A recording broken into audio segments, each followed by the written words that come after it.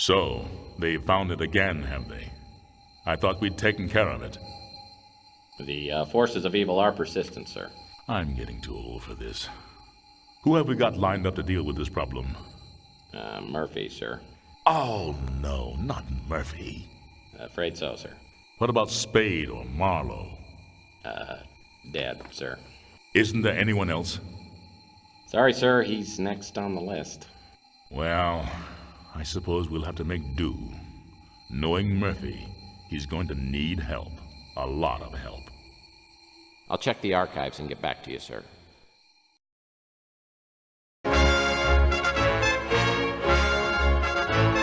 News of the day. As the Second World War enters its final days, Allied forces are on the march.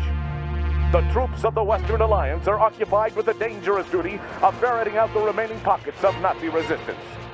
The storming of Berlin has crushed the heart of German opposition and sent remnants of the Fuhrer's troops scurrying into the dark reaches of the Black Forest. The Germans have vowed to fight to the last man in their quest for world domination. But their days are numbered, with Adolf Hitler dead and the once dreaded SS disbanded. The Allies have exposed the workings of the Nazi war machine and found it festering with ancient blood cults, whose rituals and ceremonies are too astonishing and barbaric to detail. Allied forces will not rest until the last cult member has been revealed and captured.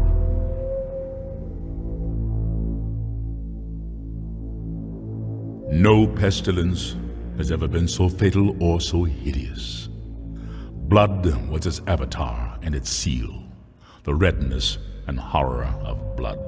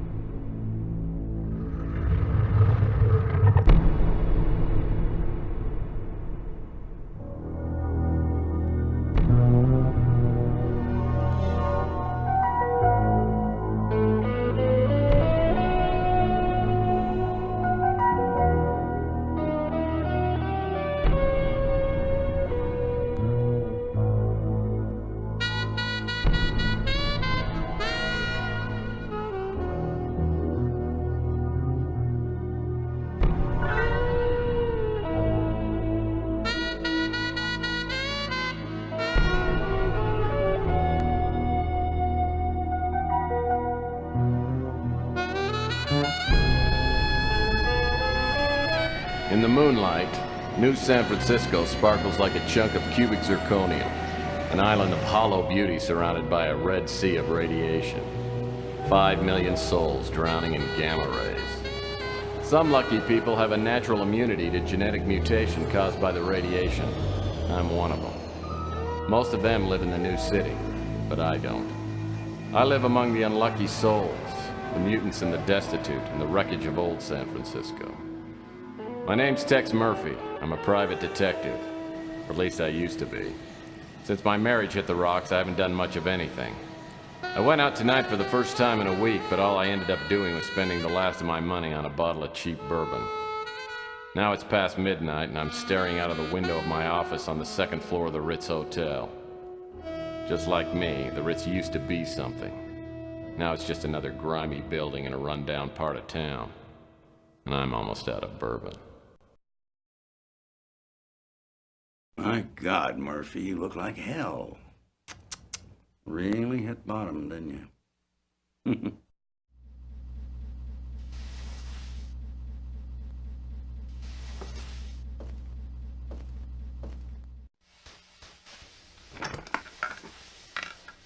Oh, I usually don't look this bad. I forgot to take my Geritol this morning. So, you want a drink? I saved my first one to have with you. No, thanks. I've been dry for 8 years now. Yeah, one morning I just looked in the mirror and decided I needed to make a few lifestyle changes. Quit smoking, quit drinking. Now I'm getting out of the business.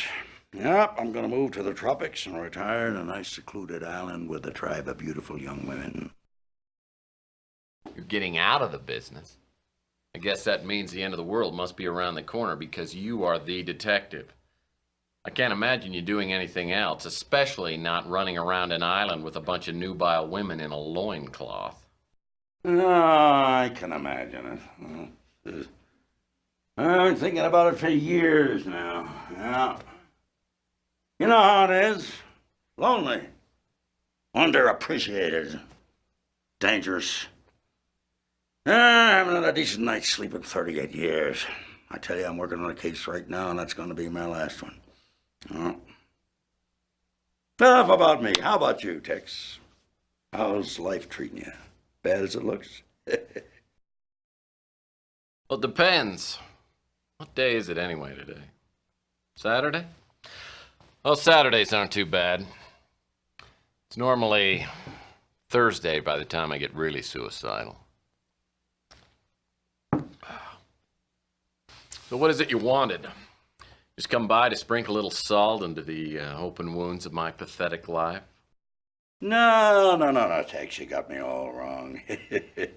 Just because you turned me in and got me suspended and humiliated me in front of my peers. You sold me out.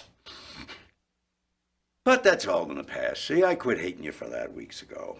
Like I said, I'll be leaving soon, and I didn't want to go with any loose ends dangling there to bother me in my golden years. Hey, don't worry about me. When you tossed me out of the agency, it was the best thing that ever happened. Digging through dumpsters and sleeping in abandoned speeders. You helped me learn a great lesson. Because no matter how bad things are, they can always get worse. So what happened to you? I heard you were doing pretty well there for a while. Did a hell of a job on that Martian memorandum case. What's your problem? You one of those people who can't live with success? Huh? Well, I can live with it. I'm just afraid of commitment. Now you tell me something. Why wouldn't you talk to me 15 years ago? I was a stupid kid back then. Could have tried to understand why I told the ethics board what I did. I mean, I understand now that I was out of line and I made a mistake, but why'd you cut me off like that? Because apparently you never learned the first rule of a PI. And never, ever betray your friends. Now, friendship goes beyond blood and race and politics. You gotta find out who your friends are, then you hold on to them. They're a precious commodity to people like me and you. Now listen, before I go, I came here with a warning. I heard your name mentioned in connection with a case that I'm working on, and you stay out of it. If you don't, somebody's gonna find you floating in the bay with a hole in your head, and I don't need any more strain on my conscience. You know, frankly, I'm pretty insulted. Because I'm a pretty damn good detective, and I can take care of myself, thank you. Go! Just remember what I said, Tex. Got no idea what kind of people we're dealing with here. Just keep out of my way. I'll send you a postcard.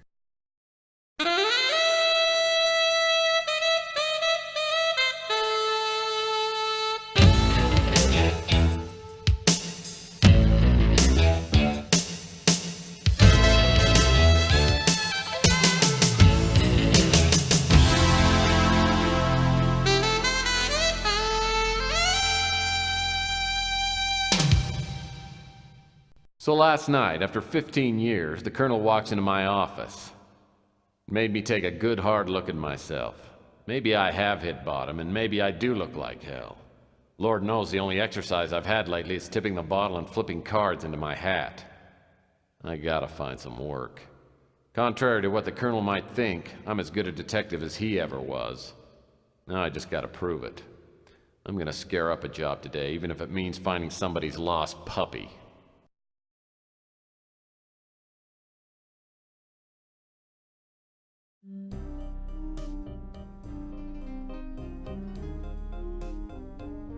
The Scotch Guard that Rudy's upholstering service put on my office chairs will stand up to anything, and I ought to know.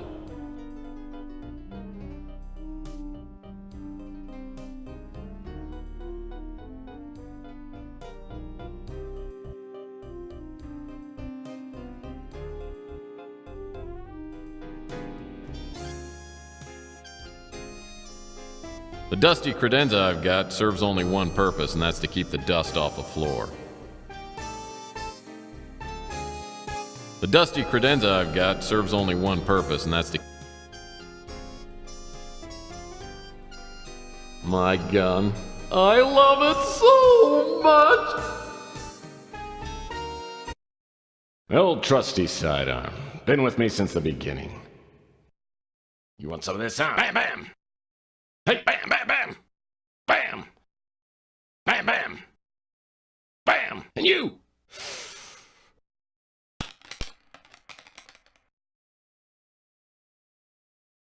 Hey, Sonny, can you help me out? My girlfriend threw my gun out of the window. Yeah, that's it. Yeah, just pick it up and, Hey, don't point that thing up here. That's not a toy, you know. Oh, my hell. No matter how bad things got, I always had my gun. Now I've lost that too. I have a feeling this is going to be one of those days.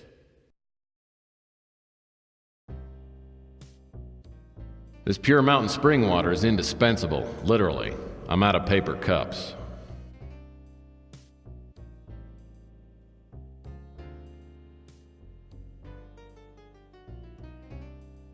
Oh boy, mail.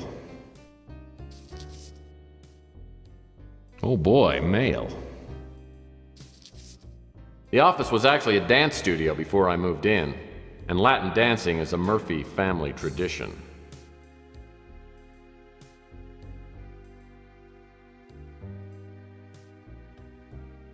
That's a perfect bed for a destitute PI. Small, lightweight, no sheets required. I call this painting, The Big Spill. Ah, the closet door.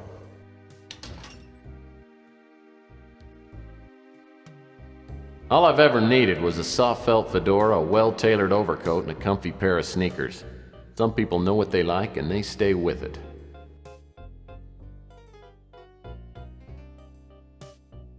Another pile of garbage. There just aren't enough hours in the day.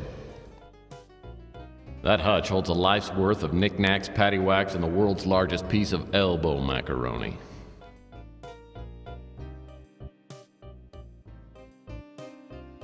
This piece of art is called Two Whales on a Bender. This one really isn't art, it's a placemat from Taco Bob's. The UI of U was the only place that would accept me. Half the course credit was earned by locating the university. I spent weeks earning this baby. Best 20 bucks I ever spent.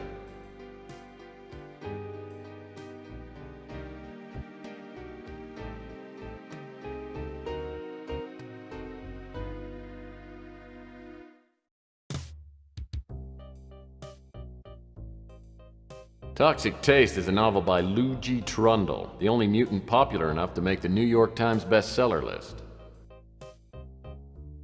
Hip-hop English keeps me up on all the slang kids are using today. My phone would work perfectly if it hadn't been disconnected. World War IV. A dark and reactionary vision of the coming century by Rush Limbaugh III. The fabulous Dior lamp. I bought it for 77 cents. This here is my favorite desk drawer.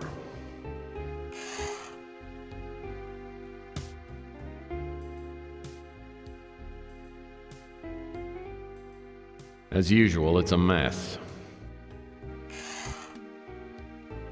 Most of these desk drawers haven't been used for so long, I'm afraid to open them. As usual, it's a mess. My old reliable faux oak desk. My old reliable faux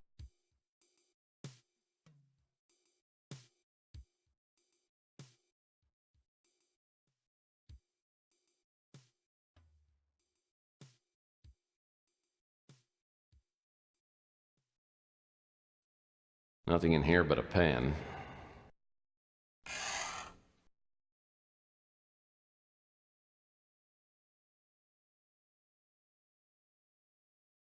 This is probably the only writing utensil that works in the whole office. This here is my favorite. Most of these desk drawers haven't been used for... As usual, it's a mess. Most of these desks... As usual, it's a mess.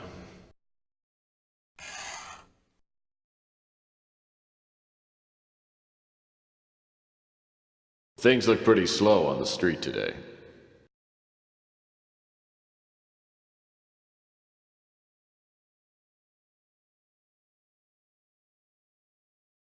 This here is my favorite. As usual.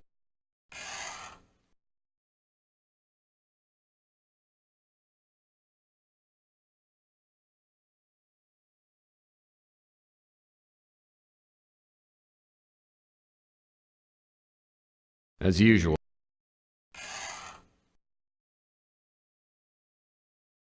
As usual,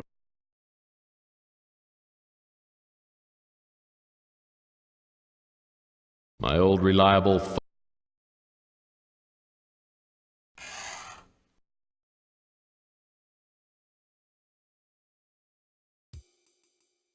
this here. Most of the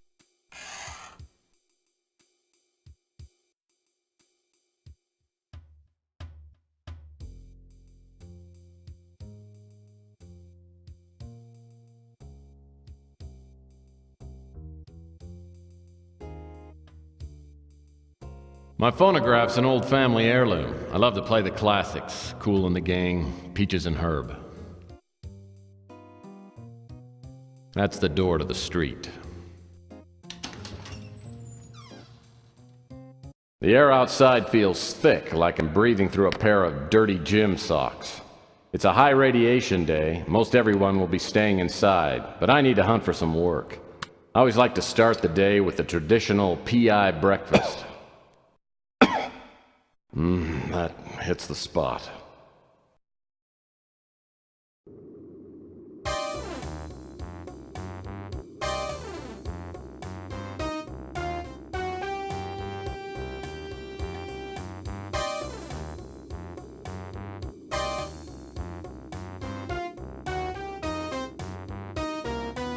Chelsea's a hot little number. I hear she's a mutant, but it doesn't show. The only weird thing about her is she won't go out with me. Chelsea Bando's the kind that could hold her own with anyone, but she has a way of turning my knees to jelly. She's a mutant just like everyone else in this part of town, but she's a real beauty. Well, hello, stranger. Chelsea, you're breaking my heart. Why? Because I've got a steady job?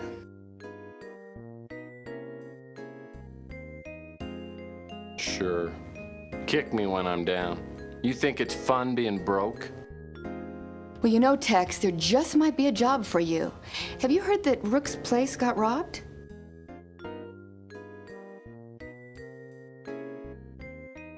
Yeah, that's a darn shame. Hope the cops find out who did it. Yeah, me too. If you'll excuse me, Tex, I've got work to do.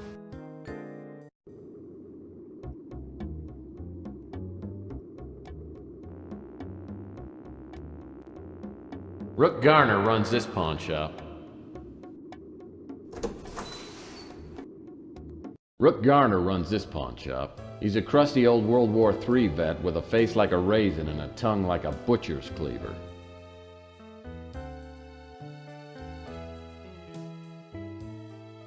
What do you want, Murphy? Looks like someone didn't get enough fiber in his breakfast this morning. Shut up, Murphy.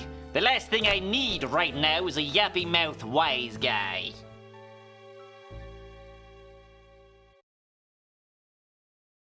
Okay, Rook.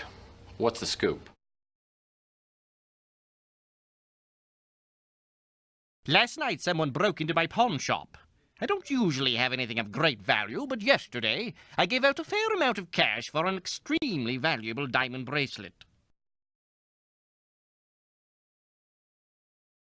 How much is a fair amount of cash? In this case, $8,000. I didn't know you kept that much cash. I don't usually, but I sold a few things earlier, so I had just over $8,000. The bracelet was pawned by a young girl named Emma Nimpton. She said she hated to hawk a family heirloom, but had no choice. She said she would reclaim the bracelet in a month. Well, since the bracelet was worth 10 times the $8,000 I loaned her, it was a good deal for me.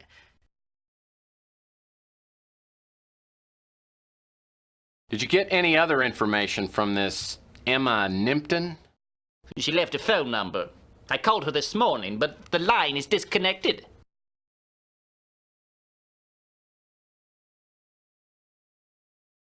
Sounds like my vast experience as a PI could come in handy. Yeah, it couldn't hurt. The police are no help. A mutant is on his own when he gets robbed in this town. I'd appreciate your help. I'm not a rich man, but if you find the bracelet, I'll owe you a few favors, which could come in handy. Come back here and I'll show you where they broke in. Rook takes me out back and shows me where the burglar broke in. The back window is busted out and the latch is ripped. It's a sloppy job. As I start my investigation, I'm looking for information to enter into my CrimeLink computer back at the office. One thing's for sure, Emma Nimpton won't be one of the suspects' names. Every PI worth his salt knows that's not my name spelled backwards.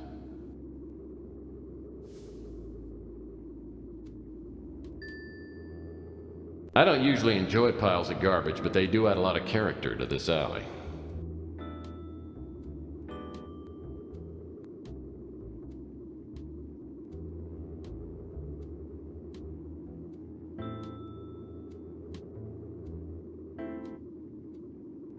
Looks like a shoe print is outlined in that sticky pool of something resembling chocolate.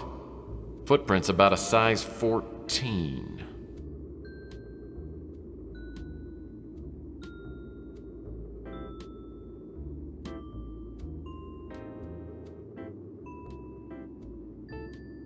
Whoa! This antique boombox worked. I bet it'd only play the Bee Gees. Oh man! This dumpster smells like 20-year-old mayonnaise, and I ought to know.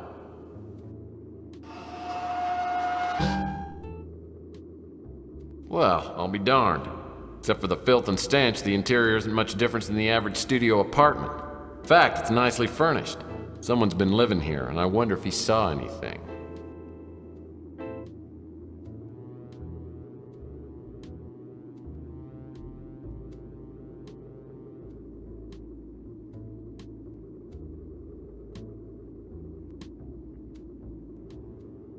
The empty bottles of chocolate syrup lying all around this alley all look like they've been licked clean.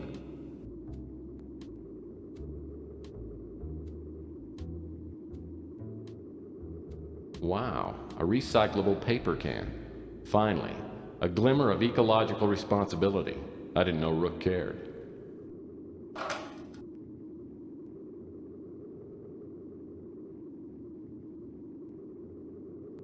Wow, a recyclable paper can.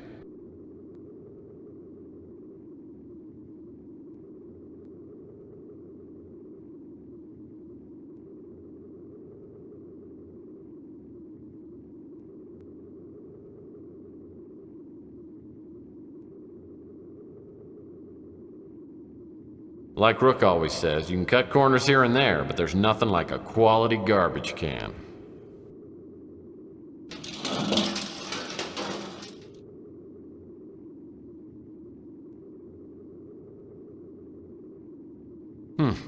Looks like a key of some kind.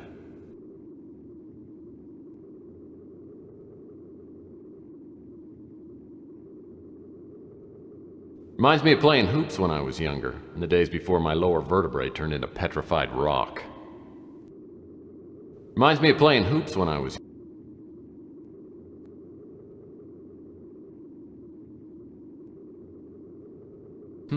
It's one of those basketballs they used to give away at Weenie World. 10 seconds left. Down by 1. Murphy has the ball. He fakes. He drives. It's a 360. He's fouled.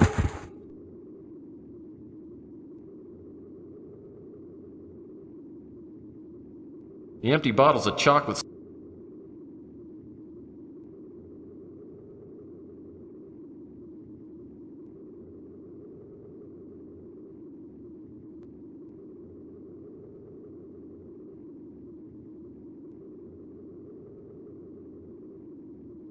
The empty bottles of chocolate. Shard of glass must have come from that broken window. Now we're starting to get somewhere. The texture of the pavements. The texture.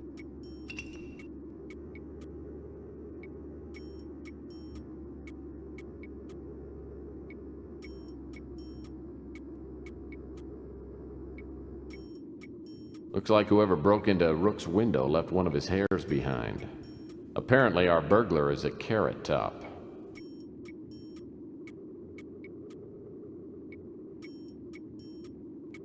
This old relic probably hasn't worked in years. Hey, there are batteries in here.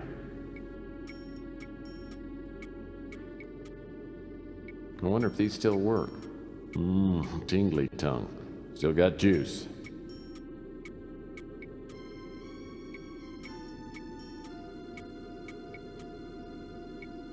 A pre-approved electronic shop credit card application addressed to the previous occupant. Just needs to be signed, stamped, and mailed.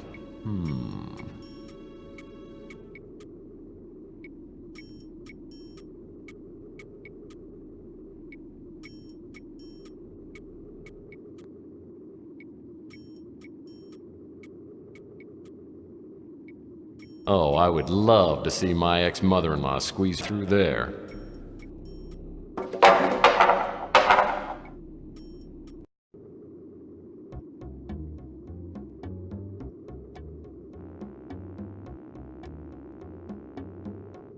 Louis Laments runs the Brew and Stew, which is a local hangout. The Brew and Stew is run by Louis Laments, a bloated mutant with a heart bigger than his waistline. Everyone comes to Louis' cafe. So does all the street talk. If something's going on, Louis knows about it. What can I do for you, Mike?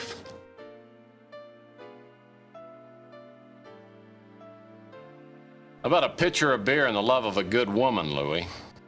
I can't help you with the woman, Mike. Yeah, no problem with the beer, though. Put it on your tab?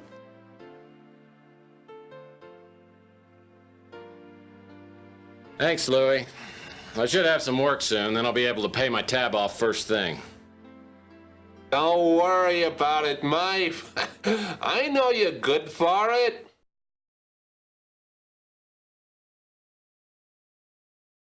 Rook's an ornery old cuss, but me and him are old buddies.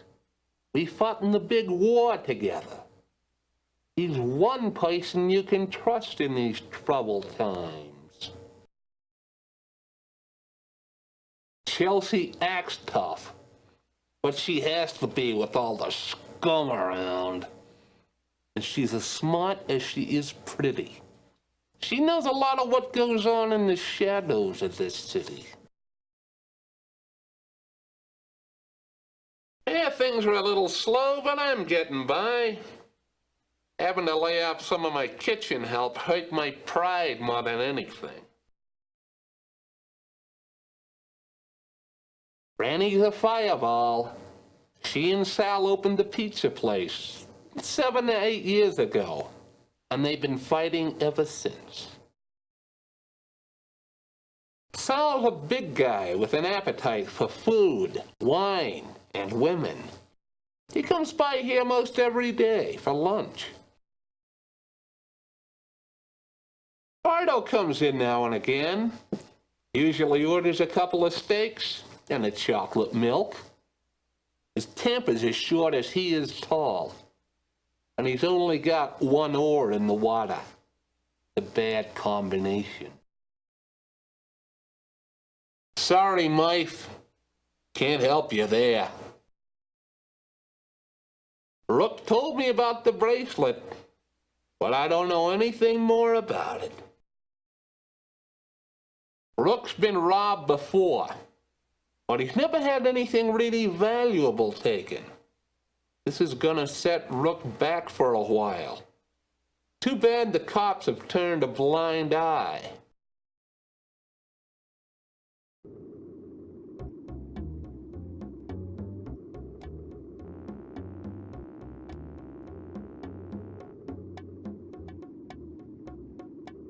Well, this is a section of the Bay City Mirror. It's a weekly newsletter that covers local goings-on written by mutants for mutants. I'd subscribe if they had a comics page.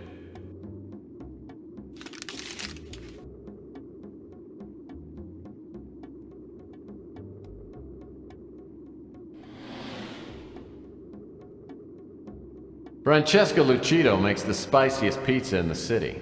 The only thing spicier than her cooking is her imagination. And right now she seems to have a thing for me. Well, it's that handsome P.I. Tex Murphy. Have you come to take me away?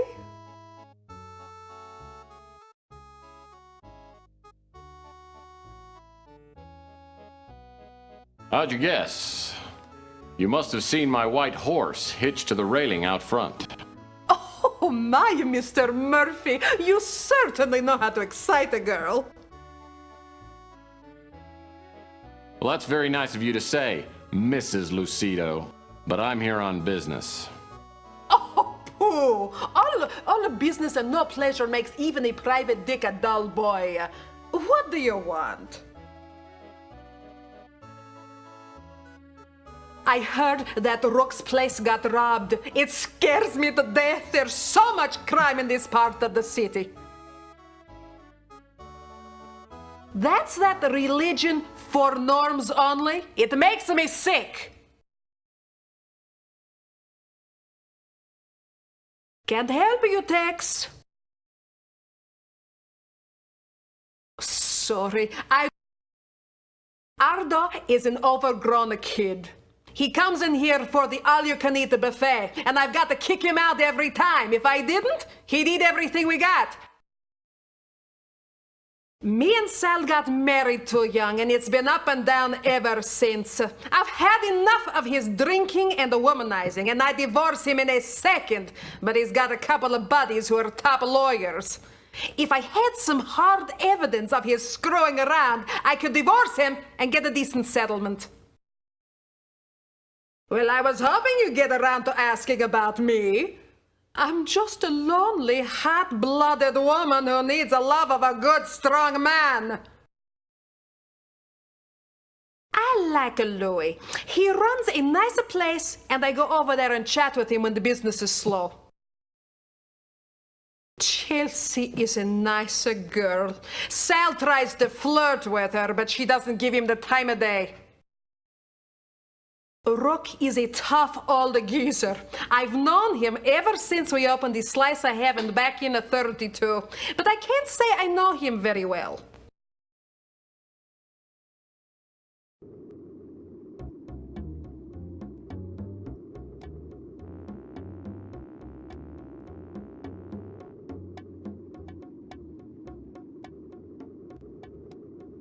It's all locked up. The only way I'm gonna get inside is by using my innate cleverness or ingenuity, or maybe a key.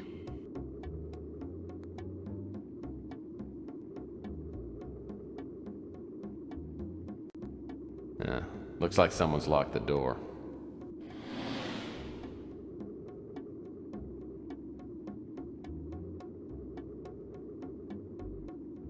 I heard this newspaper box got destroyed right after Chelsea opened her newsstand. Coincidence? The Golden Gate Hotel was once known as the Waldorf of the Pacific. Its halls are still sturdy, and the walls have worn well, but there's nobody living inside.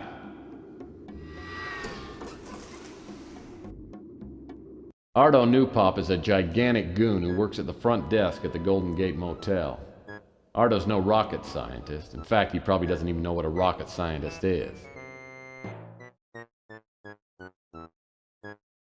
My name's Tex, and I'm a PI. I'd like to ask you a few questions. Okay. I think I already seen this show before anyway.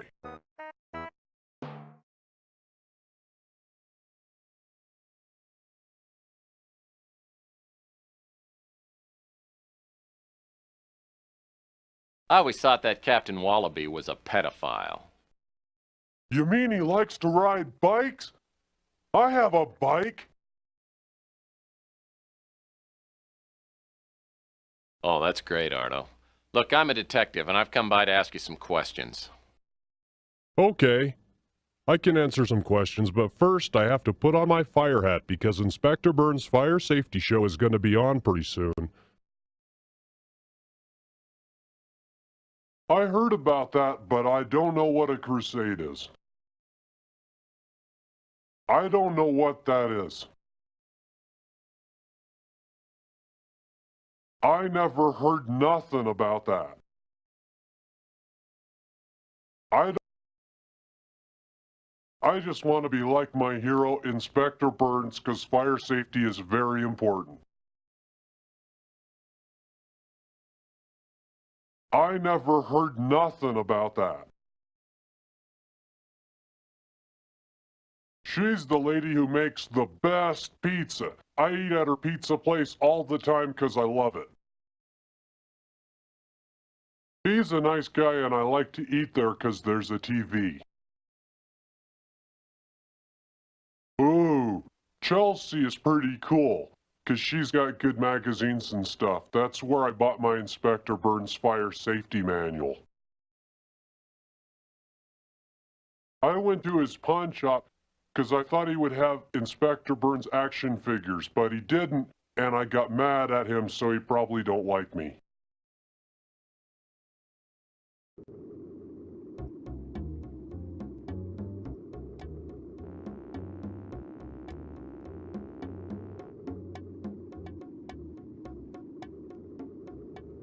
Coit Tower was once a majestic landmark. The wiener stand on the patio at the base of Coit Tower made the best chili dog in town. No one's here right now, though, so I better check back later.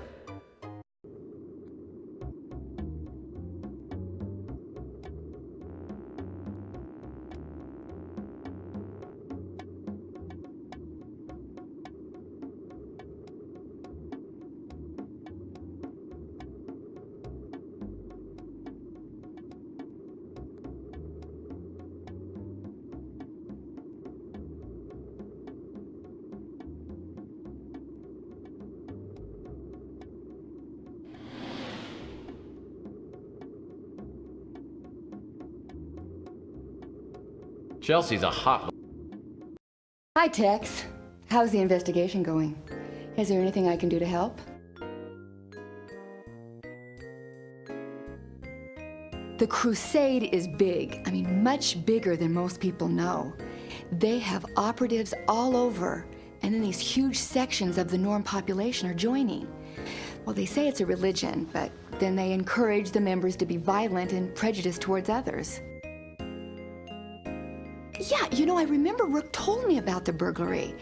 You know, I remember a stranger hanging around the past couple of days. It might be a dead end, but I seem to remember that the guy had these bright green eyes and a tattoo of an anchor on his arm. Wish I could help you there, Tex. Sorry, I haven't heard anything about it.